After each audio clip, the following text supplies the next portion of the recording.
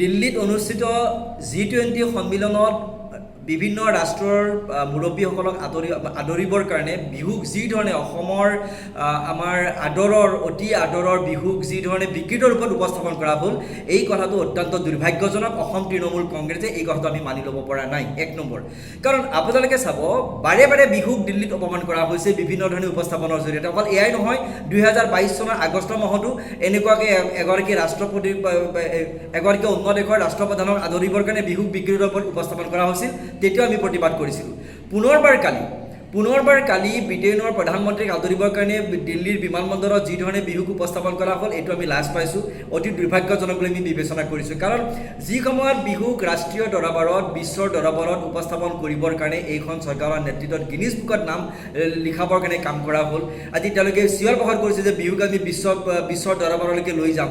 সেইখন চৰকাৰৰ দিনত, সেই ডাবল ইঞ্জিন চৰকাৰৰ দিনত বিহুক পুনৰবাৰ অপমান কৰা হ'ল।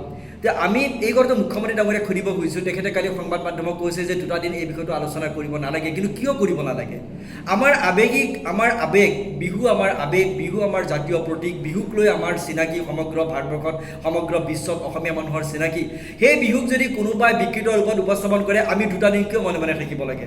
কাৰণ আমি এইটো কোনোপথে মানি ল'ব নোৱাৰোঁ। কাৰণ আমি কৈছোঁ যে ডাবল ইঞ্জিন চৰকাৰ তেওঁলোকে বাৰম্বাৰ কয় যে অসমৰ মুখ্যমন্ত্ৰীৰ লগত দিল্লী চৰকাৰৰ এইখিনি সময়ত কোনো যোগাযোগ হোৱা নাছিল নেকি? আমিতো কেইটামান দিন দেখিছোঁ তেখেতে সঘনে দিল্লী ভ্ৰমণ কৰি আছে। তাতে কৈছে ডাবল ইঞ্জিন চৰকাৰ। প্ৰধানমন্ত্ৰী ডাঙৰীয়াৰ নেতৃত্বত যোৱা 14 এপ্ৰিলত বিহুক গিনিজ বুকত গিনিজ ৰেকৰ্ডত নাম আনিবৰ কাৰণে বিহুৰ প্ৰগ্ৰেম কৰা হ'ল গুৱাহাটীত। প্ৰধানমন্ত্ৰী ডাঙৰীয়াৰ উপস্থিতিত এই কাৰ্যসূচী ৰূপায়ণ কৰা হৈছিল। তাৰ পিছতো বিহুক কিয়, কি কাৰণত, কেনেকৈ, কাৰ দ্বাৰা এনেকৈ বিকৃত ৰূপত উপস্থাপন কৰা হৈছে এই কথাবোৰ বিচাৰ হ'ব লাগে, এই কথাবোৰৰ তদন্ত হ'ব লাগে।